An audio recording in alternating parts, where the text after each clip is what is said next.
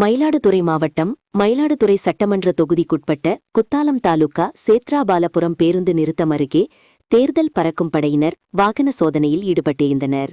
வேளாண்மைத்துறை அலுவலர் லாரன்ஸ் பிரபு தலைமையில் சிறப்பு காவல் உதவி ஆய்வாளர் பழனிவேல் மற்றும் துப்பாக்கி ஏந்திய 4 துணை ராணுவப் படையினர் கோமல் பகுதியிலிருந்து வந்த காரை நிறுத்தி சோதனை செய்தனர். காரில் அனைத்திந்திய புரட்சித் தலைவர் மக்கள் முன்னேற்றக் கழகம் சீர்காழி சட்டமன்ற தொகுதி வேட்பாளர் மாலதி என்பவரிடமிருந்து காரிலிருந்த ரூபாய் 5,50,000 ரொக்கப்பணம் இருந்தது கண்டறியப்பட்டது. உரிய ஆவணங்கள் எதுவும் இல்லாததால் பணத்தை பறிமுதல் செய்த பறக்கும் படை அலுவலர் லாரன்ஸ் பிரபு மயிலாடுதுறை தலைமையிடத்து துணை வட்டாட்சியர் அனிதாவிடம் ரூபாய் 5,50,000 பணத்தை ஒப்படைத்தார்.